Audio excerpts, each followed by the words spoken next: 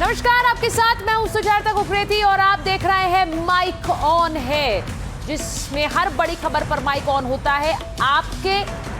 आपसे जुड़ी हुई खबर पर माइक ऑन होता है और आज बता रही हूं राम मंदिर से जोड़ा हिंदुओं पर अत्याचार। आज सबसे पहले आपको यही खबर दिखा रही हूं। राम मंदिर के धर्म ध्वजा से किसने हिंदुओं के नरसंहार को जोड़ दिया है। राम मंदिर में प्रधानमंत्री नरेंद्र मोदी ने धर्म ध्वजा तब लहराई जब मंदिर पूरा हो गया, लेकिन सियासत ने उसे धर्म ध्वज पर भी खून के छींटे गिरा दिए।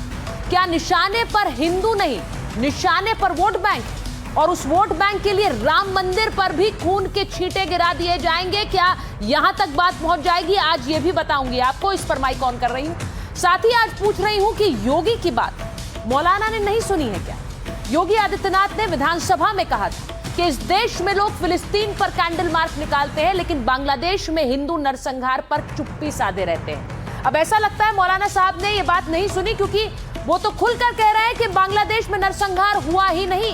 1-2 हत्या को नरसंहार नहीं कहा जा सकता है। आज इस पर भी माइक ऑन कर रही हूं और साथ ही ये भी पूछ रही हूं कि कांग्रेस ने यूनुस को क्लीन चिट दे दी है क्या?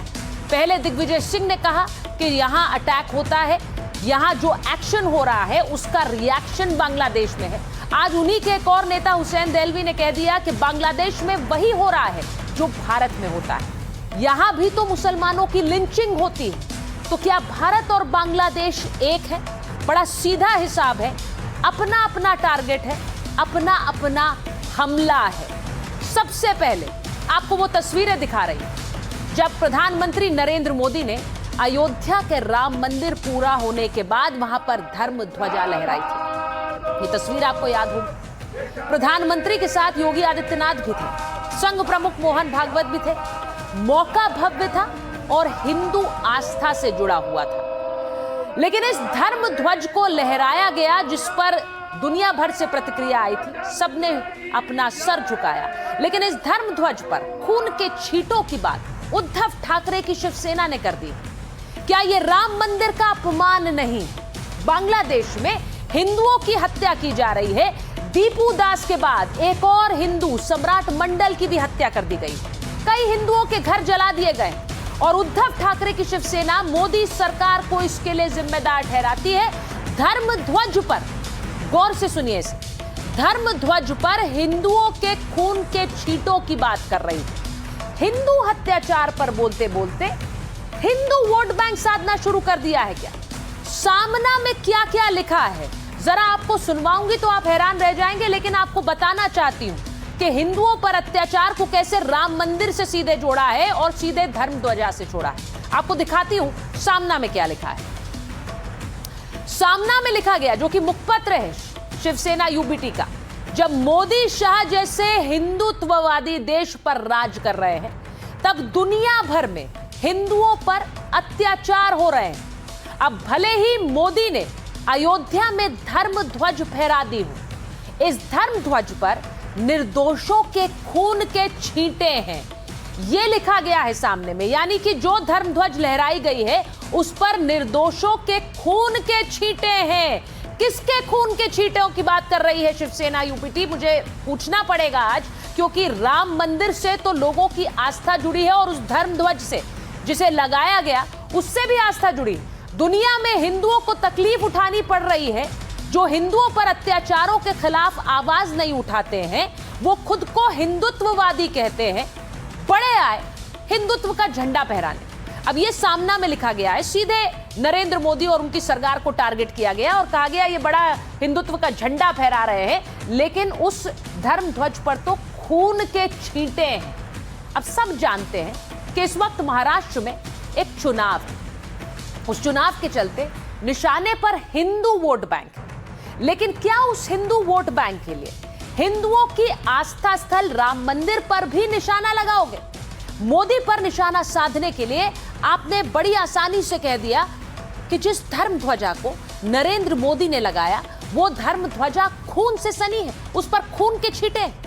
मैं क्यों ना कहूं कि इस तरह की बात सिर्फ हिंदू वोट बैंक के लिए की जा रही है, क्योंकि टारगेट बिल्कुल सेट है।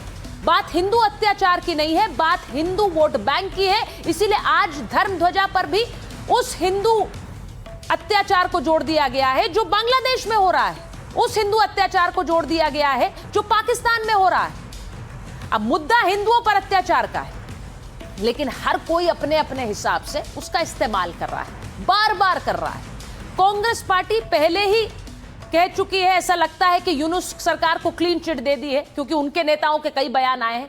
अब तो मौलाना भी ऐसे बयान दे रहे हैं जो हैरान करते हैं। मौलाना रशीदी ने, ऐसा लगता है, योगी आदित्यनाथ की बात नहीं सुनी, उनकी चुनौती भी नहीं सुनी। योगी आदित्यनाथ ने विधानसभा में कहा था कि अगर फिलिस्तीन पर कैंडल मार्च निकालते हो तो हिंदू नरसंहार पर भी तो बोलो। अब मौलाना रशीदी जोर जोर से कह रहे हैं कि बांग्लादेश में नरसंहार हो ही नहीं रहा है। नरसंहार जिसे जीनोसाइड कहा जाता है, वो जोर जोर से कह रहे हैं बांग्लादेश में जो हो रहा है वो जीनोसाइड नहीं है, नहीं है, नहीं है। इक्का दुक्का घटनाओं को, 2-4 घटनाओं को आप नरसंहार नहीं कह सकते हैं। अब हिंदुओं पर अत्याचार के खिलाफ भारत आक्रामक है। मैं आपको यह भी बताऊं क्या कह रहा है आज एमईए ने, क्या कहा है, विदेश मंत्रालय ने क्या है, वो सुन लीजिए पहले। हिंदुओं पर अत्याचार के खिलाफ भारत ने बड़ी बात कही है। विदेश मंत्रालय ने बांग्लादेश पर बयान जारी किया है। कानून व्यवस्था बनाए रखने के लिए बांग्लादेश को सीधे सीधे जिम्मेदार बताया है और कहा है कि भारत हालात पर करीब से नजर बनाए हुए है। बांग्लादेश की अंतरिम सरकार में हिंसा की कई घटनाएं हुई हैं, ये सीधे भारत का विदेश मंत्रालय कह रहा है। अल्पसंख्यकों से हिंसा की करीब 2900 घटनाएं हुई हैं। तो जो लोग कह रहे हैं कि ये नरसंहार नहीं है, 1-2 घटनाएं हैं, वो जरा गौर से सुन ले। 2900 घटनाएं, ये भारत का विदेश मंत्रालय कह रहा है। बांग्लादेश में हिंदुओं की हत्या की हम कड़ी निंदा करते हैं। तो ये बयान भारत सरकार और भारत के विदेश मंत्रालय का आया है। जल्दी से एक रिपोर्ट देख लीजिए और उसके बाद मेरे सारे मेहमानों के माइक ऑन करें।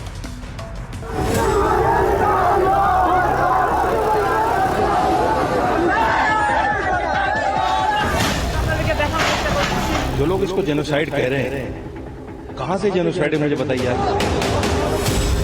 हिंदुओं पर अत्याचार जिम्मेदार मोदी सरकार। वहाँ जो हुआ वो गलत है, वहाँ होता है, यहाँ ये यही करते हो ना। किसे दिखे धर्म ध्वजा पर खून के छींटे, बर्बरता पर विरोध से ज्यादा सियासी शोर क्यों? उसको जो लोग जेनोसाइड कहते हैं वो भारत के मुसलमानों के साथ नाइंसाफी कर रहे हैं। बांग्लादेश में जो हिंसा हो रही है, हिंदुओं पर अत्याचार हो रहा है, उसके बाद राजनीति किस स्तर पर जा रही है वो समझिए। आपको बताती हूँ कि उद्धव ठाकरे की शिवसेना के मुखपत्र सामना में क्या लिखा गया है। इसमें बांग्लादेश में हिंदुओं पर हो रही बर्बरता के बहाने राम मंदिर में फहराए गए धर्मध्वज पर बड़ा सवाल उठा दिया गया है। लिखा है इस धर्मध्वज पर निर्दोषों के खून के छींटे हैं, जिसकी वजह से दुनिया में हिंदुओं को तकलीफ उठानी पड़ रही है। सवाल है क्या वाकई आप बांग्लादेश में जो हो रहा है उसके खिलाफ हैं, या फिर उसकी आड़ में राम मंदिर में फहराए गए धर्मध्वज पर सवाल उठाने के पीछे मंशा कुछ और ही है। सवाल तो मौलाना साजिद रशीदी के बयान पर भी उठ रहे हैं, जो बांग्लादेश में हिंदुओं की हत्या को नरसंहार मानने को तैयार ही नहीं है। उन्हें उसमें भी मुसलमानों के साथ नाइंसाफी नजर आती है।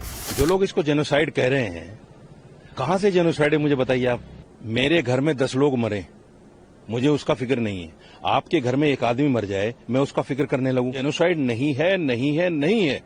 उसको जो लोग जेनोसाइड कहते हैं वो भारत के मुसलमानों के साथ नाइंसाफी कर रहे हैं। रशीदी से नरसंहार मानने को तैयार नहीं, लेकिन कांग्रेस भी पीछे नहीं। पहले हिंदुओं की हत्या को एक्शन का रिएक्शन बताया और अब बांग्लादेश में हो रहे अत्याचार को सही ठहराने के लिए उसकी तुलना भारत से ही कर दी है। वहाँ जो हुआ वो गलत है, वहाँ होता है, यहाँ ये यही करते हो ना आप। यहाँ मुसलमानों का लिंचिंग का कम करते हो। हालांकि कांग्रेस के इन बयानों को बीजेपी इस्लामिक जिहाद बचाओ इकोसिस्टम का हिस्सा बता रही है। सवाल ये कि क्या बांग्लादेश में हिंदुओं की हत्या के लिए भारत जिम्मेदार है, क्योंकि कांग्रेस के नेता तो यही आरोप लगा रहे हैं। सवाल ये कि क्या बांग्लादेश में दीपू और सम्राट के साथ बर्बरता की वजह राम मंदिर में लगा धर्म ध्वज है, क्योंकि सामना में तो यही लिखा है, या फिर बांग्लादेश के नाम पर देश में तुष्टीकरण की सियासत को धार दी जा रही है।